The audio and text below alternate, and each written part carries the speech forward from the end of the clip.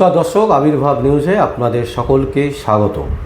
আমরা প্রত্যেক দিনের মতন আজকেও একটি বিশেষ এবং গুরুত্বপূর্ণ সংবাদ আপনাদের সামনে তুলে ধরব। এবং এই যে নিউজটা, আমরা এটা আবির্ভাব নিউজ এবং সংবাদ আবির্ভাব দুটো জায়গাতেই তুলে ধরতে চাইছি। তার কারণ এই নিউজটা কিন্তু খুব গুরুত্বপূর্ণ এই কারণেই, সিপিএমের জামানা শেষ হওয়ার পর মমতা ব্যানার্জি যখন সরকারে এলো এবং যখন মুখ্যমন্ত্রী হলেন, তারপর আমরা দেখেছিলাম বেশ কিছু হাসপাতালে তিনি প্রতিদিনই চলে যাচ্ছিলেন এবং হাসপাতালে গিয়ে তিনি নানান রকমের ক্রিয়াকলাপ করছিলেন।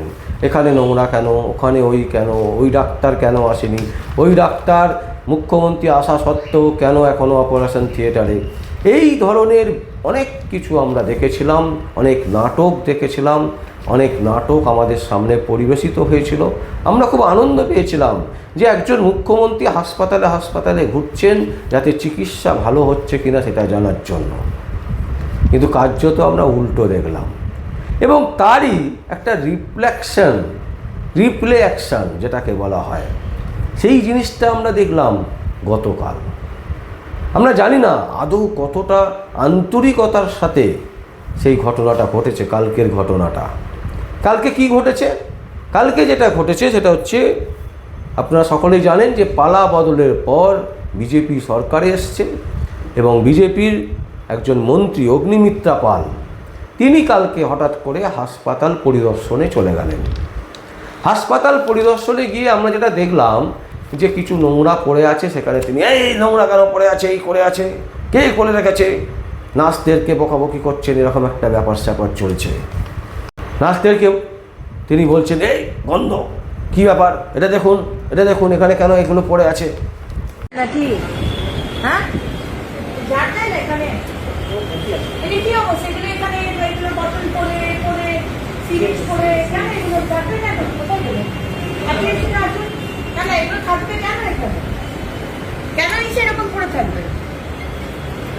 তারা প্রাইভেট হাসপাতালের সুবিধা নিতে পারে না, সরকারি হাসপাতালে আসতে বাধ্য, তাই জন্য এই অবস্থায় থাকতে হবে, চিকিৎসা করতে হবে। প্লিজ আমরা এগুলো টলারেট করবো না, এগুলো দেখে নিন আপনি কি অবস্থা। এগুলো কি হবে? এখানে চাদর পরে, গ্লাভস পরে, এগুলো কি? What is this? আপনি এখনই বলুন, হ্যাঁ এখনই বলুন।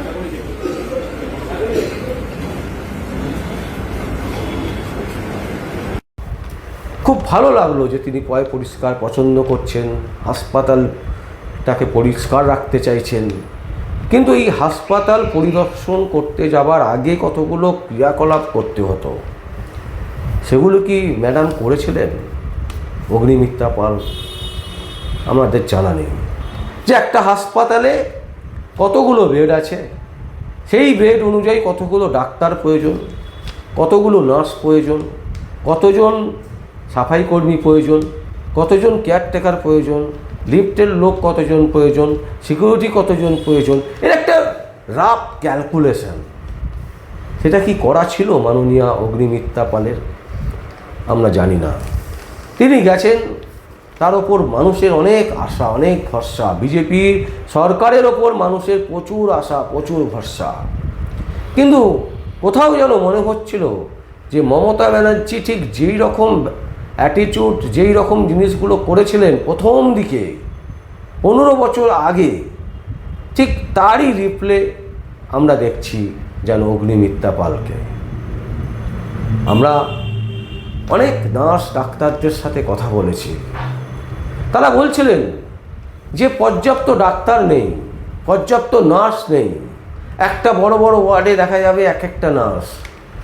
তো এই ভয়ঙ্কর পরিস্থিতি, লোকের অভাব, মানে কর্মচারী নিয়োগ নেই, যে জিনিসটা আমরা দিলীপ ঘোষের মুখ থেকে শুনেছি যে তিনি পরিষ্কার বলেছিলেন যে পঞ্চায়েতকে উন্নতি করতে গেলে, গ্রাম বাংলাকে উন্নয়ন করতে গেলে লোক দরকার।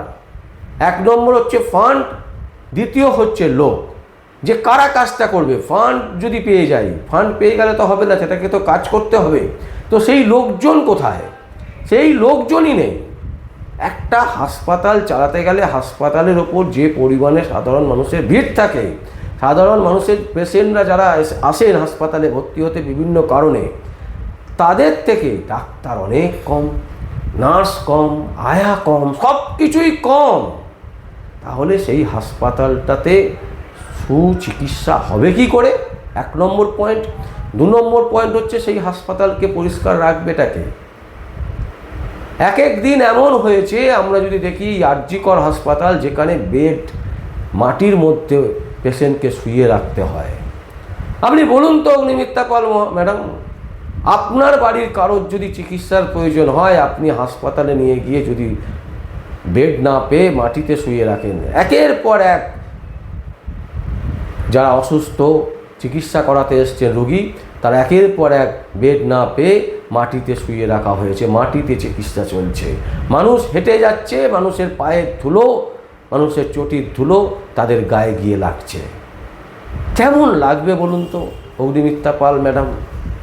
আমরা জানতে চাইছি, আপনি কালকে গেছেন, হাসপাতাল পরিদর্শন করেছেন, আপনার ওপর অনেক ভরসা বাংলার মানুষের, অনেক আশা নিয়ে বিজেপিকে নিয়ে এসছেন, অনেক আশা নিয়ে বিজেপিকে নিয়ে আসা হয়েছে, মানুষ চাইছে, তাই আপনারা এসছেন। কিন্তু রিফ্লেকশন হবে না তো? মানে যেভাবে মমতা ব্যানার্জি যে অ্যাটিটিউড যেরকম করেছিলেন, আপনিও গতকাল সেই ধরনের ক্রিয়াকলাপ করলেন, সেটা রিফ্লেকশন দেখছি না তো আমরা। আমরা ভরসা করি, আমরা আশাবাদী। বাঙালি আশা করতে ভালোবাসে, বাঙালি ভরসা করতে ভালোবাসে। তাই দীর্ঘ 50 বছর ধরে বাঙালিকে ঠকিয়ে যাওয়া হচ্ছে। দিনের পর দিন, বছরের পর বছর। বাম জামানায় ঠকেছে বাঙালি, তৃণমূল জামানায় 15 বছর ঠকেছে বাঙালি, আর ঠকতে চাইছে না বাঙালি। বাঙালি চাইছে ঘুরে দাঁড়াতে, বাঙালি চাইছে পরিষেবা, বাঙালি চাইছে প্রতিটা ক্ষেত্রে যা যা পরিষেবা দরকার সেই সমস্ত পরিষেবা বাঙালি চাইছে।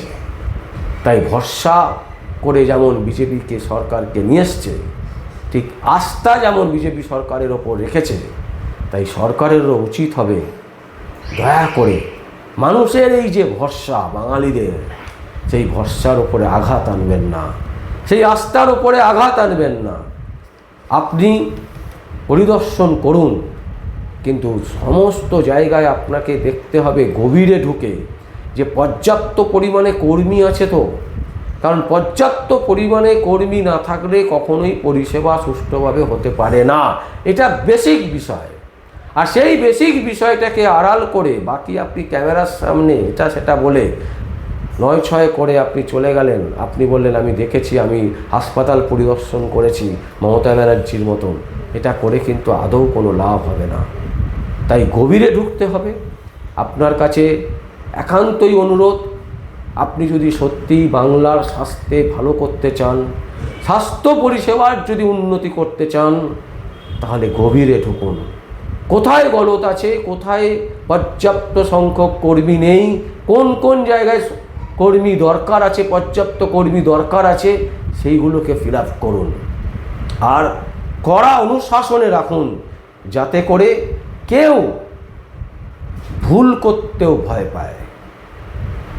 দর্শক, আমরা এই সংবাদ আপনাদের সামনে তুলে ধরলাম এবং সেই ভিডিও ফুটেজ আপনাদের দেখাচ্ছি অগ্নিমিত্রা পালের, যিনি এসেছিলেন হাসপাতাল পরিদর্শন করেছেন। সেই ভিডিও ফুটেজ আপনারা দেখতে পাচ্ছেন আমাদের স্ক্রিনে।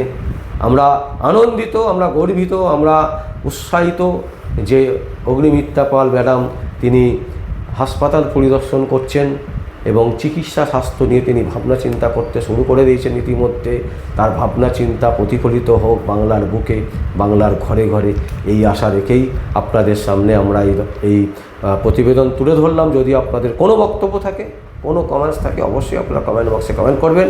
আর দেখতে থাকুন পরবর্তী সংবাদ আবির্ভাব নিউজে ও সংবাদ আবির্ভাবে। আমার নাম বিশ্বজিৎ পাল, আবির্ভাব নিউজ ও সংবাদ আবির্ভাবের জন্য।